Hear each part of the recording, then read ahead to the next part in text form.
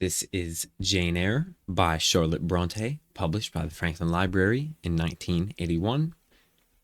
It is a standard hardcover bound in this black paperboard that is stamped with a leather grain, although the leather grain pattern on this book in particular is very light. The front cover is also printed with this gold embossing, which has a more of a silvery look to it than gold. The spine looks like this, has that same silvery stamping on it, much more silvery on the spine than on the covers, most likely from the sun. Has these hubs on it. And we have Charlotte Bronte, Jane Eyre.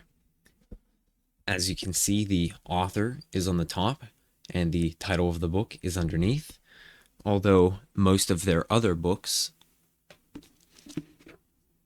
such as this edition of The Scarlet Letter, has the title on the top and the author underneath, which leads me to believe that the person who edited this book and designed it thought that Jane Eyre was the author and not the title of the book. So that's a fun little error. And of course, the back cover has the same design as the front cover. The page edges have that same gilding.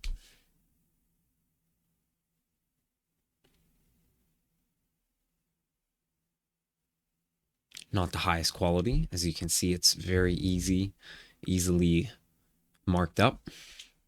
And we do have headbands and tailbands in black and white, and I do believe this is a sewn binding. One other thing I found odd about this book is how loose the binding is. So if you twist it like this, as you can see, the covers flex quite a lot, even more in person than on camera. As you can see, the covers can be twisted quite far. And with other books of about the same width, you don't get nearly as much of that twist. Just something I found interesting. I'm not sure if they bound it wrong, but it's just an interesting little quirk with this book. The end papers are this gray and white pattern that's printed on there. Quite thin, nothing special, but I do like the pattern on this a lot. I think it pairs well with the overall design of the book, and the pattern itself just looks really nice, like some sort of Victorian wallpaper. The paper of the book itself is about what you'd expect, your standard hardcover book paper. There's the B title, and I am not sure if this counts as a frontispiece, but I'm going to call it that. So this is the 2-page frontispiece here, and the full title page, illustrated by Skip Liepke. I'm not sure if I said that right, probably not.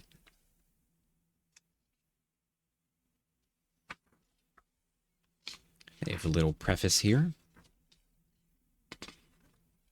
And we do have 2 tones of ink, although the second tone doesn't stand out very much. It's this brown, which you will occasionally see throughout the book, such as in this drop cap on this page number up here.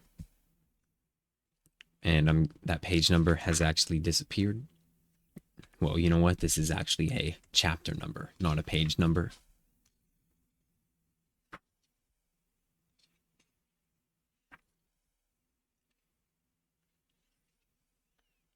I'm not sure how many illustrations are throughout this book, but I'm not expecting too many. Here's one right here. Not bad.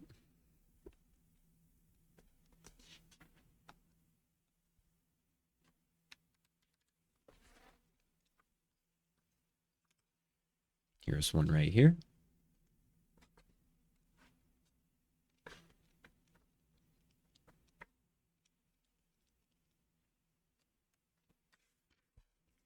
And a third one. So maybe there are about 5 in this book. I may have missed some, of course. And here's one more. I do like the art style. As you can see, it's a sort of a rough paintbrush style. And at the back of the book, we have those same gray and white end papers. And this book also does not have too good of an ability to stay open, but it is better than some other Franklin Library hardcovers. It only really works if you're close to the middle though, so. And I bought this book for about $12 in a lot. Definitely better copies of Jane Eyre out there, but this one's not too bad. Thank you.